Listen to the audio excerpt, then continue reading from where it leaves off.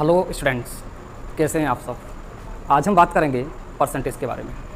आपने परसेंट को कैसे सीखा हुआ है, आपको इस पर्टिकुलर चैप्टर को लेकर किस तरह का मार्गदर्शन मिला है, मैं आपको इस चैप्टर को किस तरह से सिखाऊंगा, मेरा अपना खुद का क्या अप्रोच है इस पर्टिकुलर चैप्टर को सिखाने का, वो आप जान पाओगे।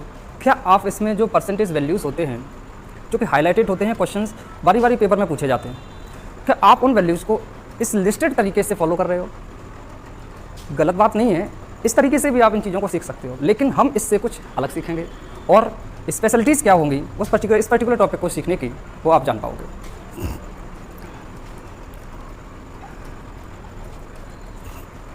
परसेंटेज, आइए डायरेक्ट बात करते हैं। What is the definition of percentage?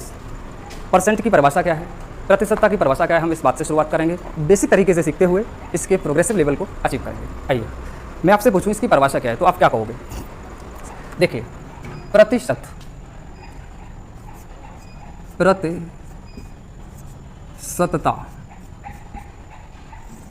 प्रतिशतता इंग्लिश में से बोला जाता है परसेंटेज। इंग्लिश में से क्या बोलते हैं? इंग्लिश में से बोलते हैं परसेंटेज।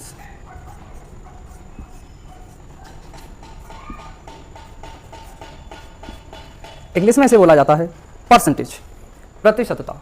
क्या परिभाषा है इसकी? देखिए, समझने का प्रयास कीजिए। प्रतिशत जो शब्द है वो बना है प्रति और शत से।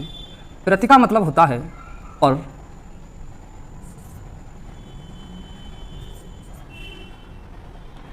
और शत का मतलब होता है 100। यानी कि जो बात है वो पर 100 के अकॉर्डिंग की जाएगी। बात समझ रहे कि नहीं?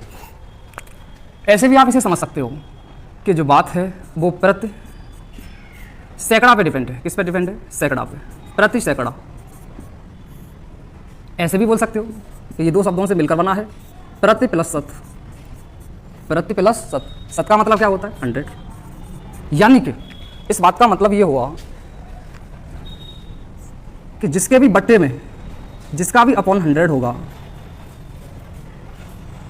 वो न्यूमरेटर उतने ही रेट पे डिपेंड करेगा। वो न्यूमरेटर उतनी ही रेट पर डिपेंड होगा।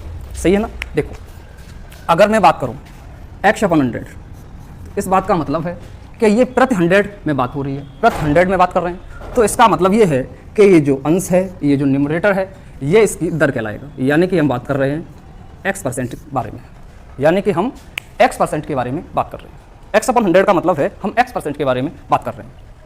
तो सीधी सी परिभाषा ये है परसेंटेज की कि कोई भी ऐसी फ्रैक्शन जिसका हर 100 हो, जिसका डिनोमिनेटर 100 हो, वो लिखा हुआ वैल्यू जो न्यूमरेटर में है उसकी दर कहलाता है। और इसी पर्टिकुलर टॉपिक को बोला जाता है परसेंटेज, कि ये इसका परसेंटेज वैल्यू है। ये इसका कैसा वैल्यू है? Percentage value. इसी बात को बोला जाता है कि ये इसका परसेंटेज वैल्यू है। समझ पाए बात को? बिल्कुल सरल है, समझे कि नहीं? देखिए, तो परिभाषा से आपको बिल्कुल स्पष्ट है कि प्रतिशतता यानी कि पर 100 बोल सकते हैं, प्रति सैकड़ा कह सकते हो, प्रति शत कह सकते हो, मतलब प्रति 100 यानी कि 100 के अकॉर्डिंग बात की जाएगी। तो कोई भी ऐसी भिन्न जिसका हर 100 है यानी कि वो डिपेंड है। समझ में आया कि नहीं? तो जो अंश है उसकी रेट कहलाएगा। यानी कि अगर मैं x की बात कर दूं, x अपॉन 100, तो ये एक ऐसी भिन्न है जिसका हर 100 है, यानी कि ये जो न्यूमरेटर है ये 100 पे डिपेंड है, यानी कि x% के बारे में हम बात कर रहे हैं। बात समझे कि नहीं? अच्छा, अब बात आती है कि जो परसेंटेज है, बात आती है कि जो प्रतिशत है, ये जो परसेंटेज है, इसे आप दो रूपों में पढ़ सकते हो।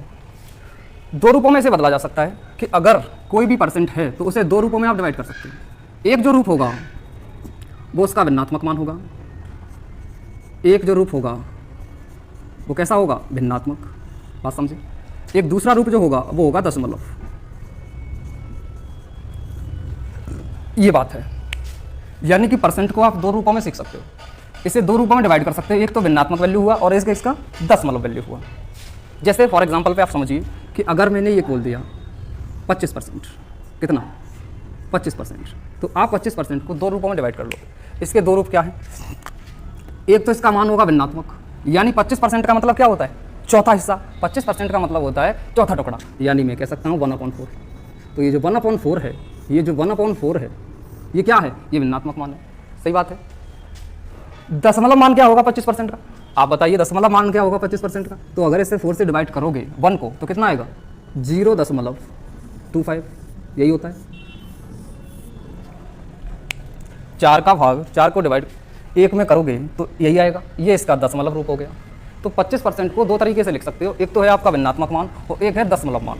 यानी कि 25% का मतलब हुआ 1/4 या भिन्नात्मक कह सकते हो 0.25।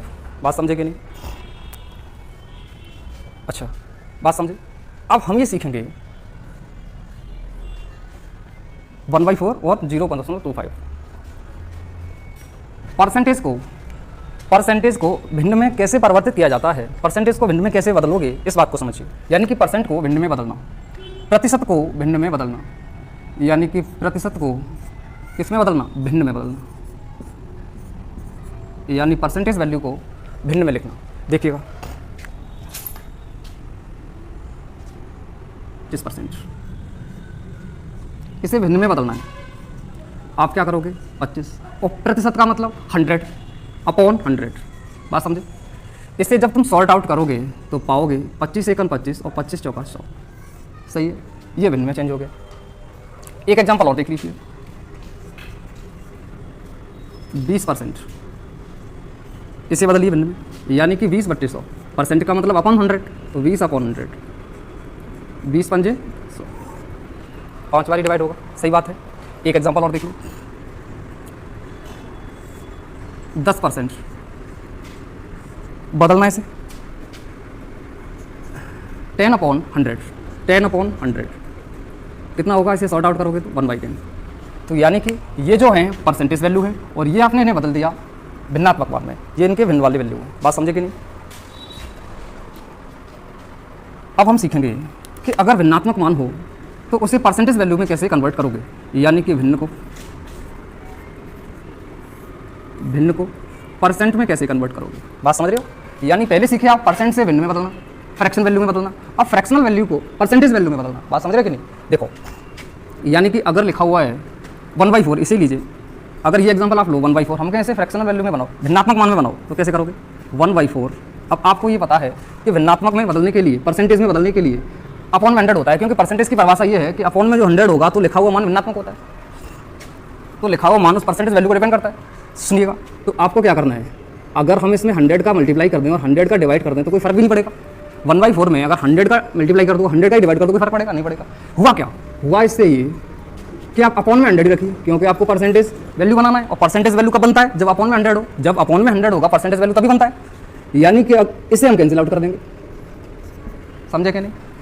25 चौका 100, सही है, यानी कि 25/100 बचेगा। और जब भी 100 होगा अपॉन में तो लिखा हुआ जो अंश का मान है वो उसकी रेट बन जाएगा, यानी परसेंट बन जाएगा, यानी 25%। इस कितना हुआ? 25%। समझे कि नहीं? बिल्कुल अच्छे से समझ पाओगे। भिन्न को परसेंट में बदलने के लिए क्या करोगे कि अपॉन में आपको 100 चाहिए, ये सही तरीका। ऐसे रटो नहीं कि 100 का गुणा करने पर, 100 का भाग करने पर। भिन्न को अगर परसेंट में बदलोगे तो सीधा तरीका, भिन्न का परिभाषा ये कहता है कि जो 100 होगा अपॉन में भिन्न में बदल जाएगा, परसेंट में बदल जाएगा। अगर ये अपॉन में 100 तुम बना लो तो उस वैल्यू को आप परसेंट में लिख सकते हो, क्योंकि अंश वाली वैल्यू वो रेट बन जाती है। तो 1/4 में अगर आप 100 ऐसे बट्टे में कर लो तो ऊपर भी 100 लेना पड़ेगा, क्योंकि भाई आपको संतुलित भी तो रखना है ये चीज़। तो ये 25 बार कटेगा, और 25/100 और 25 को तुम बोल दोगे कि 25% है। बात सही है। एक एग्जाम्पल और देख लीजिए, अगर कहीं लिखा हुआ है 1/2, इसे कैसे परसेंटेज वैल्यू बनाओगे?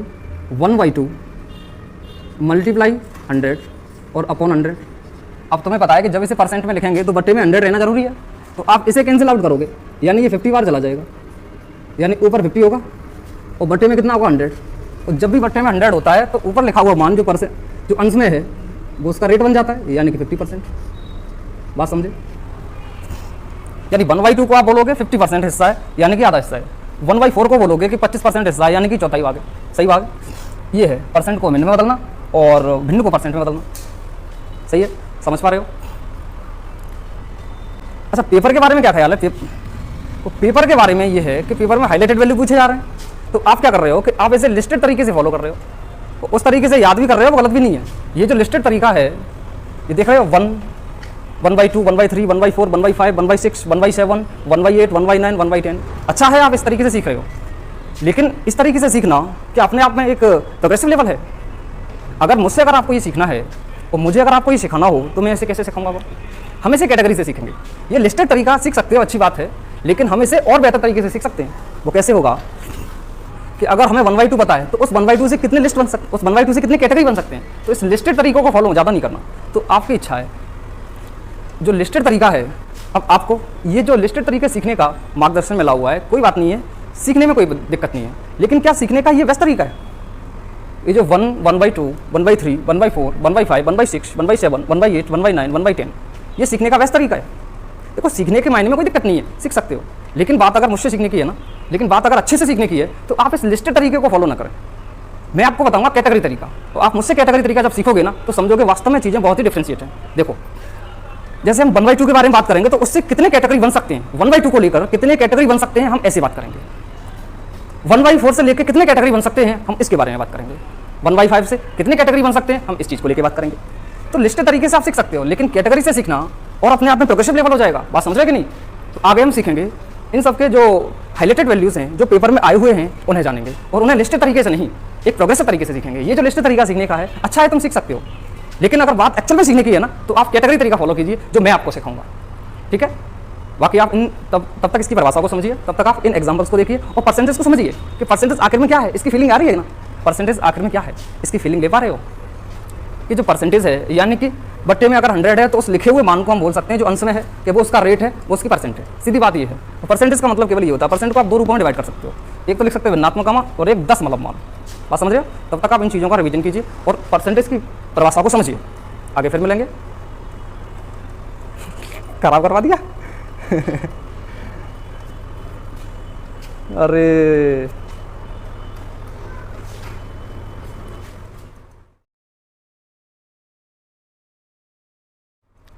आगे फिर मिलेंगे, तब तक के लिए धन्यवाद।